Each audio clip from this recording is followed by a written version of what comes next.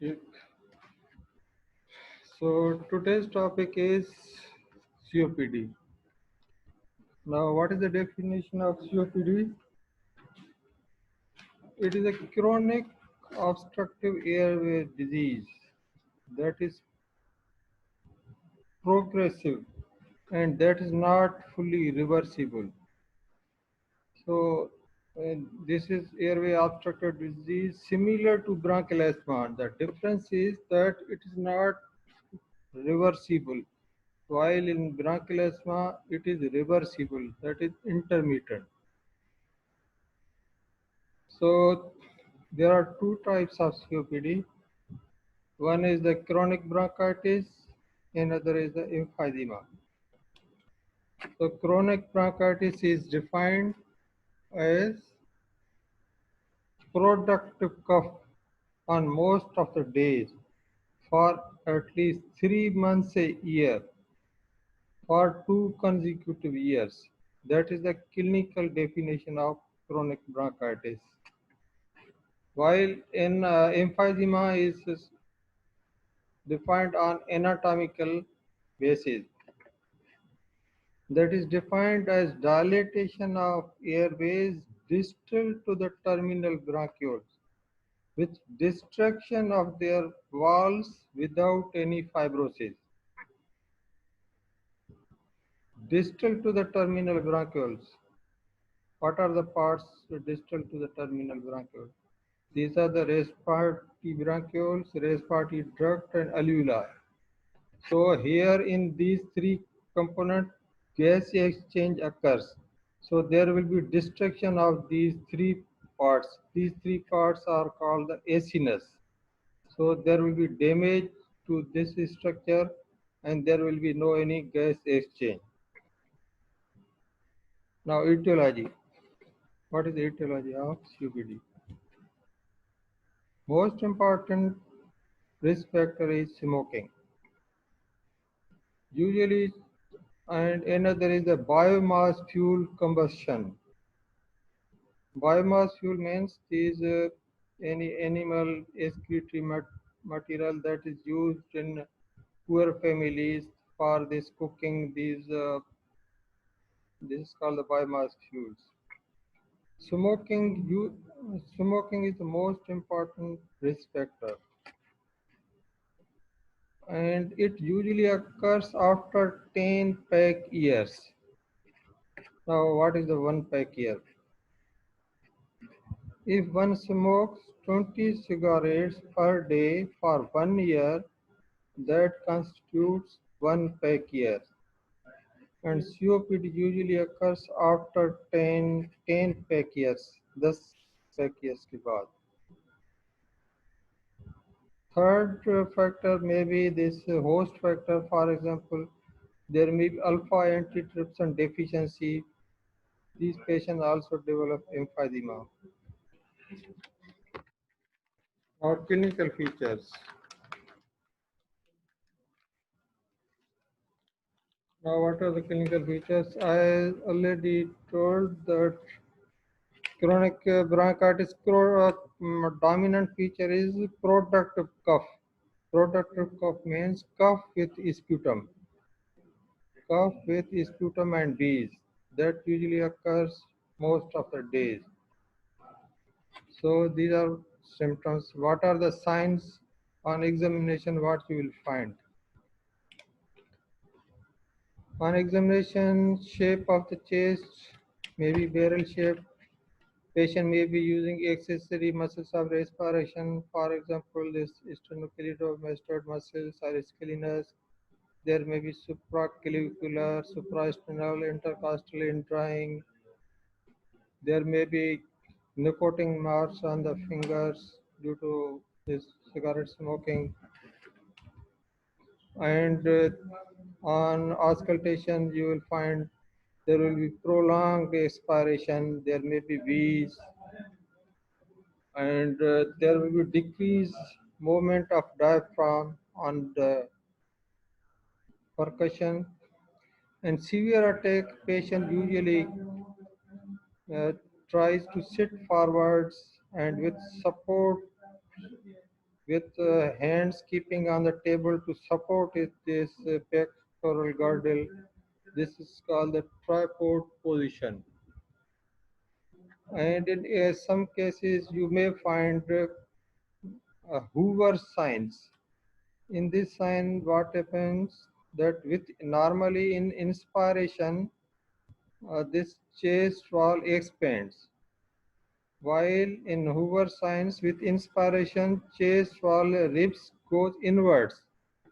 That indicates severe diaphragmatic dysfunction that can occur in severe attack of COPD.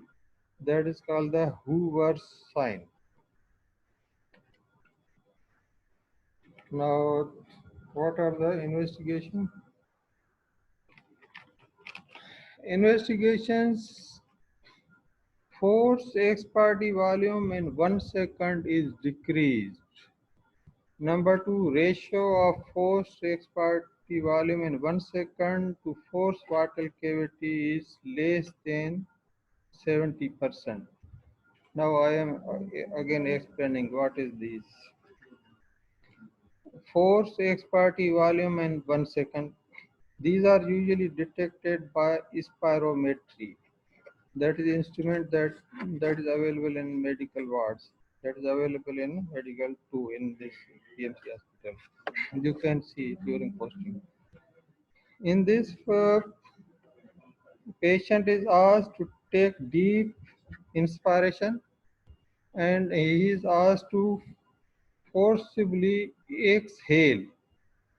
So amount of air that is exhaled in the 1 second is called the forced exparty volume in 1 second.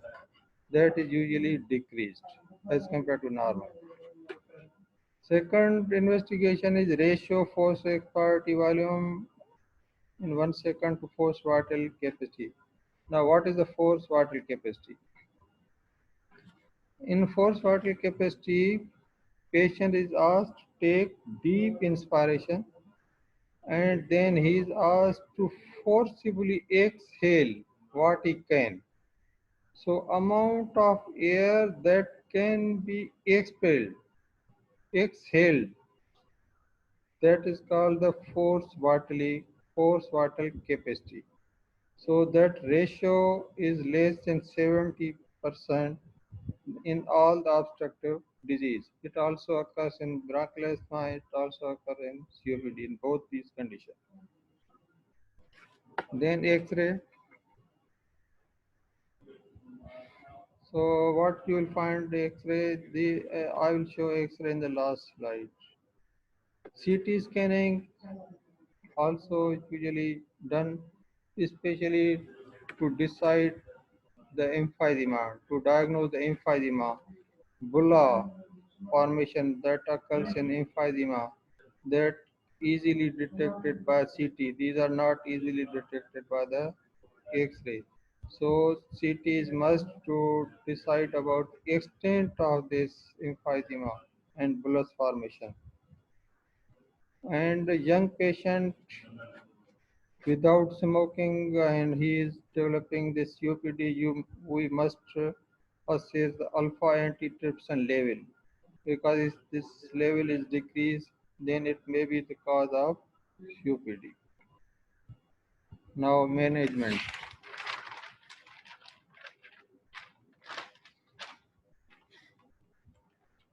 Number one, management reduce the exposure of toxic substance. For example, the most important risk factor is smoking. Patient should be advised to stop smoking and other stop this biomass fuel using. This is the most important. Cigarette smoking stoppage is the most important factor. Number two, bronchodilators. Bronchodilator, beta agonist, short acting, long acting, salbutamol, terbutaline. These are short acting, long acting, salmeterol, formoterol. These are both available in the meter dose inhaler. So meter dose inhaler usually preferred. And these again drugs can be given orally. These are also available. Patient can be advised to take these oral drugs as well if patient is not responding. Then steroid, inhaled corticosteroid as in bronchial asthma. This Beclocin, betamethasone, along with long-acting beta agonist, these can be used. Both combination are available in one inhaler. Fourth step is oxygen therapy. Steroid, if there is acute exacerbation, then again we can use orally steroid 30 milligram daily for 7 to 15 days. And then oxygen therapy, if condition is worsening, then we measure the oxygen saturation. If saturation is less than 88%, or if less than 89% with feature of pulmonary hypertension or carpulmonale, then long-term oxygen therapy is recommended. Patient is advised to take 2 to 4 liters of oxygen for 15 hours per day at home. That is the most important therapy to prevent further deterioration. That's most important treatment. In surgical treatment, surgery, if localize this bulla formation, then this bulla can be removed. That is called the bullectomy. Or if there is peripheral emphysema, then peripheral parts of the lungs are removed to unload the diaphragm. Means when a non-functioning part of lung is removed, then load will be decreased on the diaphragm and it can function properly. Third surgical option is the lung transplantation. Lung transplantation is also indicated. These are three surgical options. Alpha antitrypsin.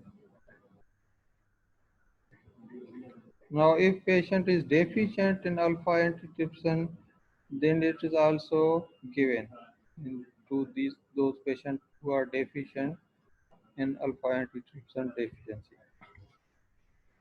Now, treatment of acute exacerbation of COPD. Now, what is acute exacerbation of COPD?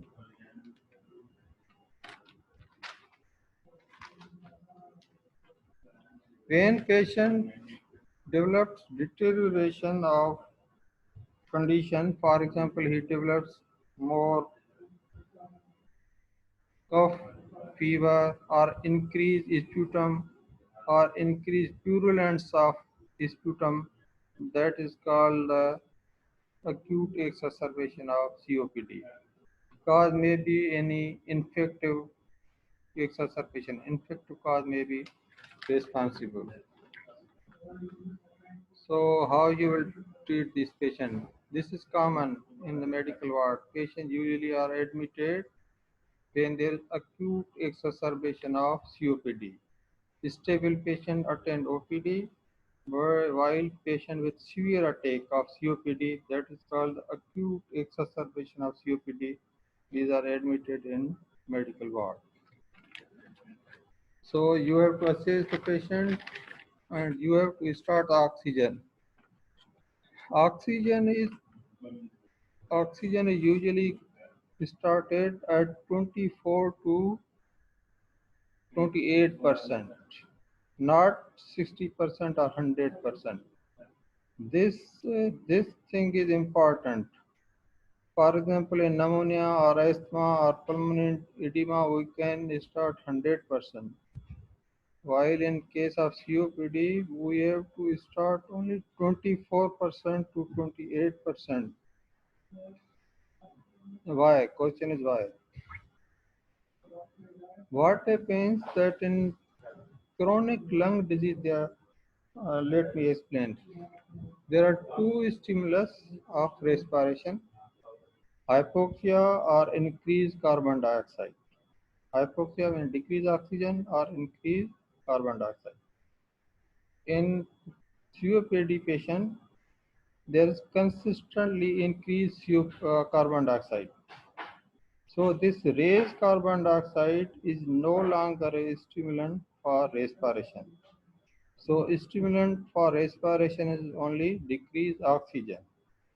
So if we give 100% oxygen and correct the oxygen, then stimulus of respiration will decrease and patient may develop acute respiratory failure. That is dangerous.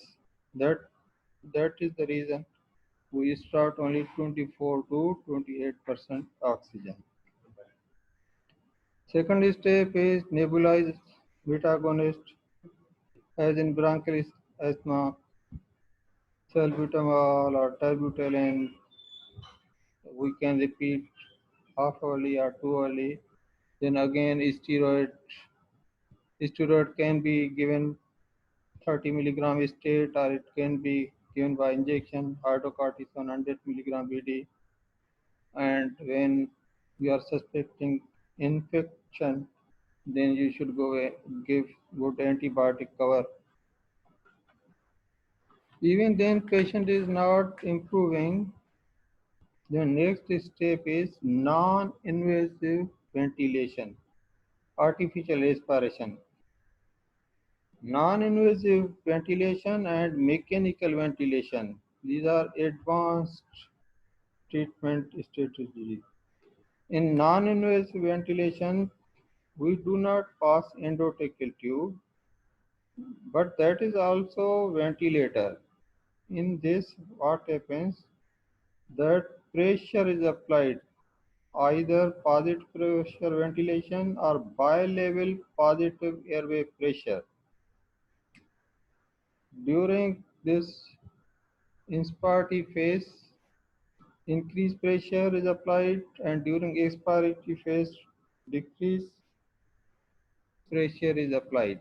That is a non-invasive ventilation. So conditions must be fulfilled before non-invasive ventilation. Patient must be conscious, he must be cooperative, he should be able to cough and remove the secretion, mouth secretion and cough, he should be able to protect his airways. If even with non-invasive ventilation, condition deteriorate and he becomes unconscious, then next option is the mechanical ventilation, in which we pass endotracheal tube and attach the to ventilator and patient is sedated. Now prognosis depends on the post bronchodilator forced expiratory volume in 1 second. यार ये आवाज एडो भी करे वाह ये घंटी एडो भी करे मुझे कंती फाड़ी चले पर दो यो लगे तो ना तो बीच में एडो टका दी करे अल्लाह कन्नी पर्दा फाड़ी चली थी.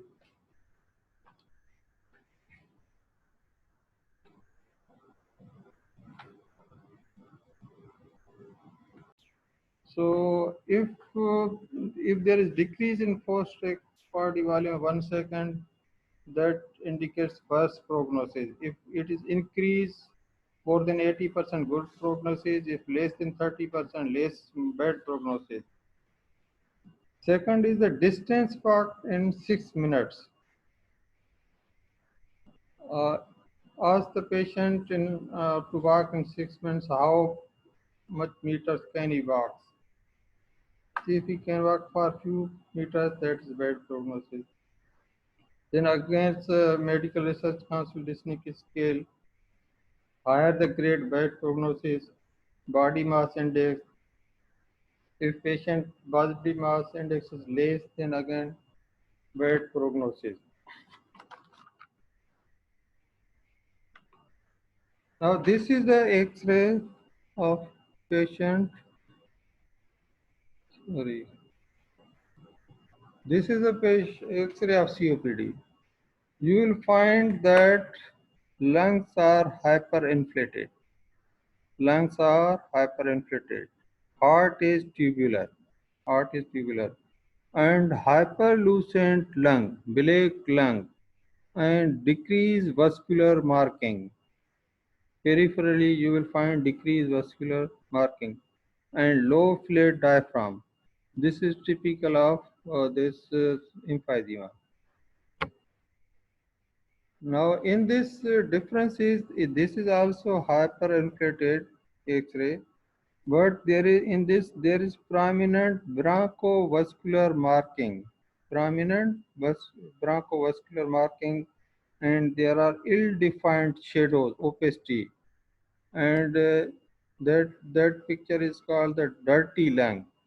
That usually occurs in chronic bronchitis. In this, you can see this bilateral pulmonary artery enlargement, right and left side. That means this patient is developing the pulmonary hypertension. This is a picture of chronic bronchitis leading to the pulmonary hypertension.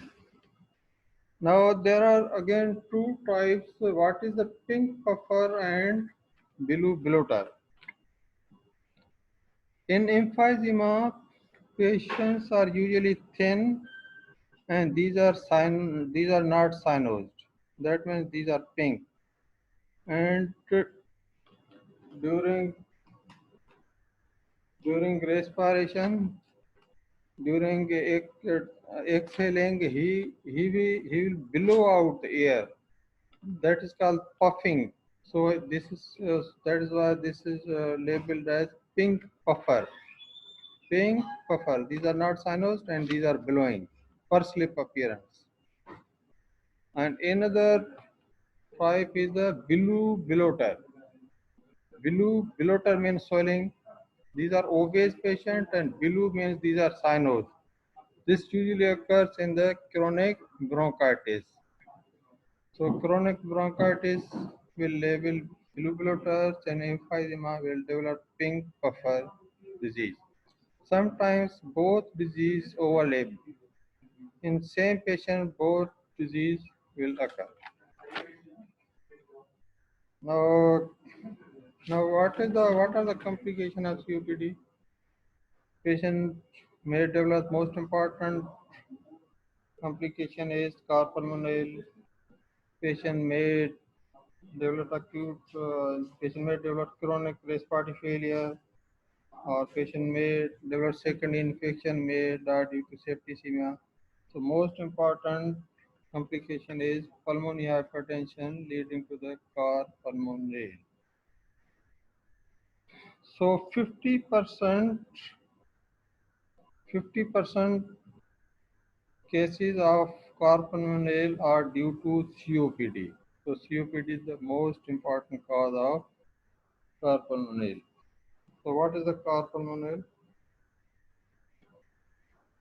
So carpulmonale means right ventricular hypertrophy with right ventricular dilatation with without its dysfunction due to lung disease, due to pulmonary hypertension.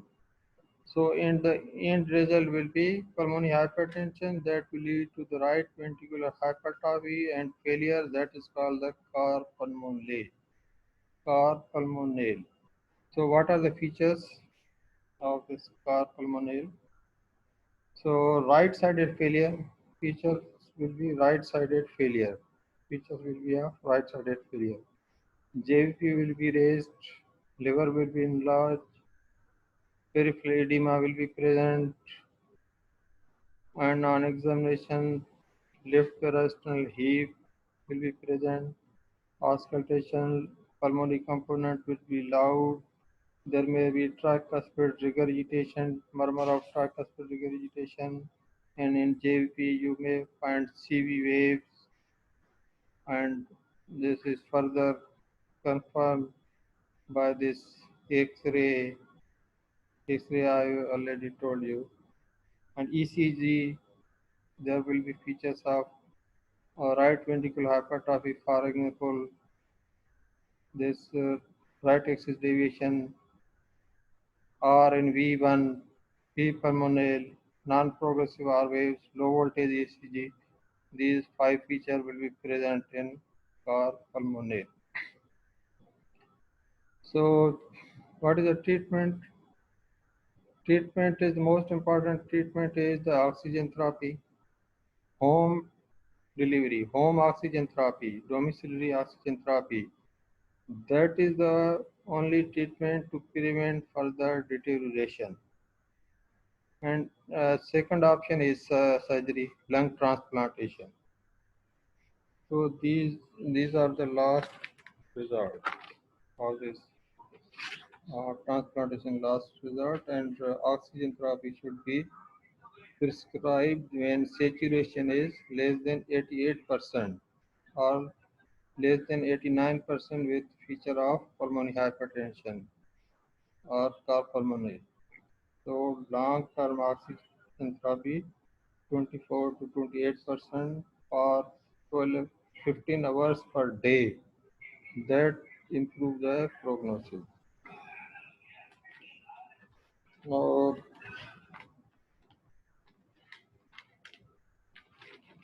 that is all for today. Thank you. बस है साहब.